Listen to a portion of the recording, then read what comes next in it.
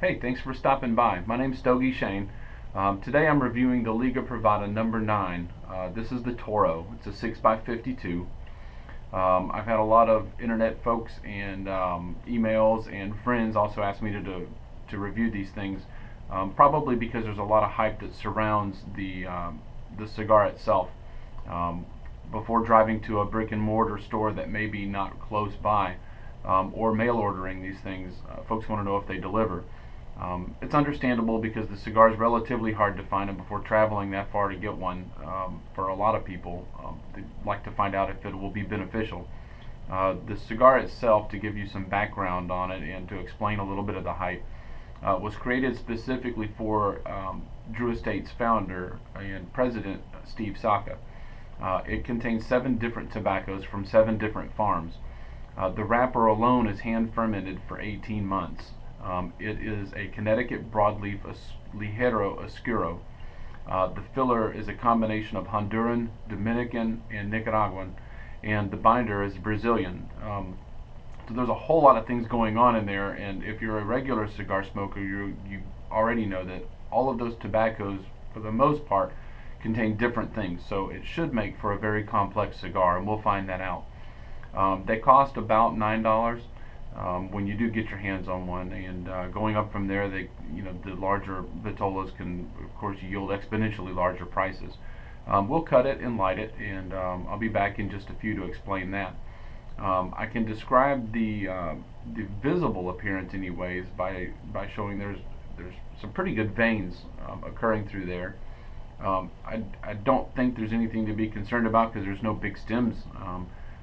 There are tons and tons of tiny stipples all throughout. For the most part, it's kind of a dark chocolate color. The wrapper itself has a lot more smell than the foot. The foot smells very earthy, probably like straw or dry straw.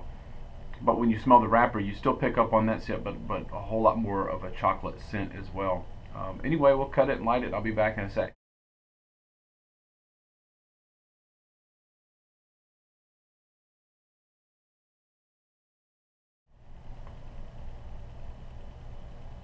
The first third of the number 9 is amazing.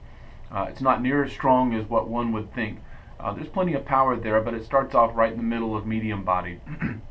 In terms of complexity, though, it starts off when initial lighting with a lot of spice and a little bit of black pepper. The black pepper begins to wean away. The spiciness it remains, but it becomes a little less overwhelming, and picks up more earthiness and a little more leatheriness.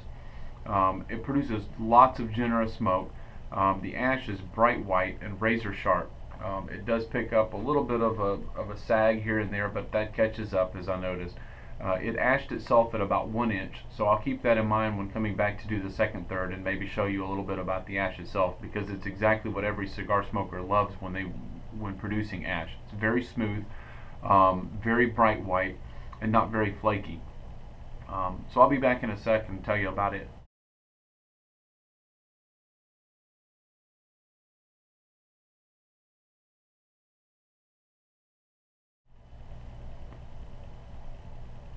The ash on the second third is a little more flawed than the first, or definitely more flawed.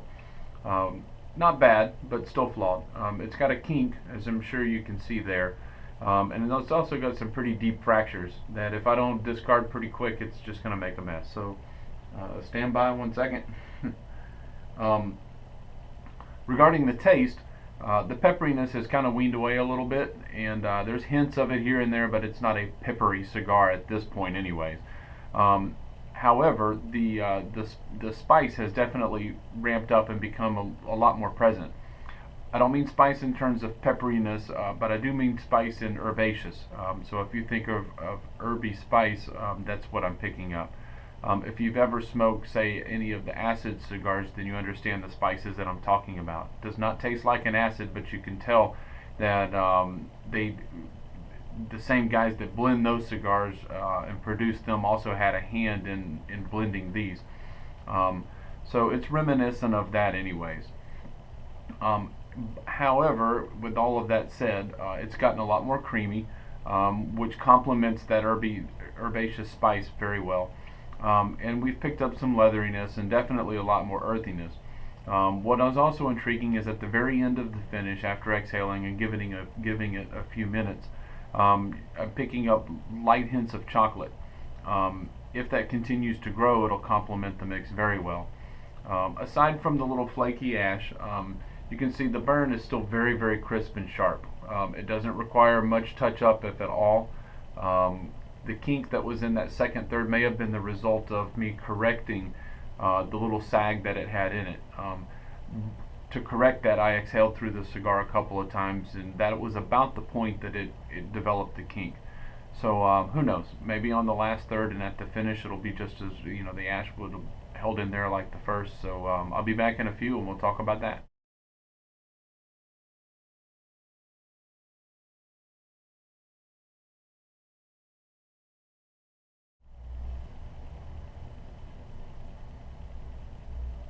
The number 9 does not aspire at all to be a woody cigar. Instead, Drew Estates took a completely different approach and just absolutely loaded it with herbaceous spice. It's created quite a bold cigar, especially towards the end of this last third.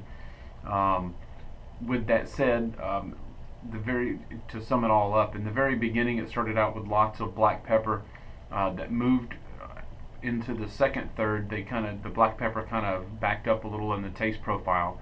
At the end of the last third, it's filled with black pepper to complement that herbaceous spice. In the middle of the second third, or I guess at the beginning of the second third, it picked up a little bit of chocolate or cocoa. The cocoa moved to chocolate, and now it's gotten considerably more present. And coffee notes came out of nowhere right about the middle of the second third, and has picked up a strong coffee flavor at the end.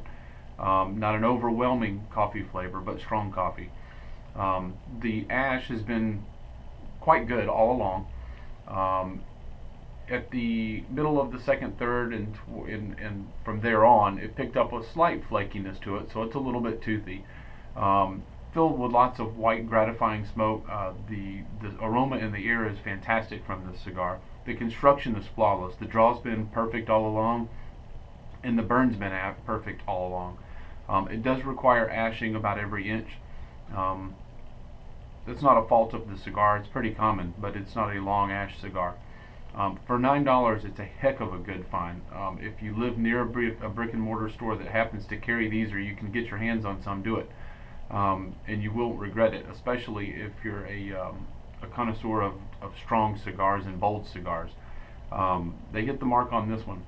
I will see you next time, and I appreciate you stopping by. Please leave comments and subscribe, and I try and keep those in mind whenever I shoot videos. Thanks, and see you next time.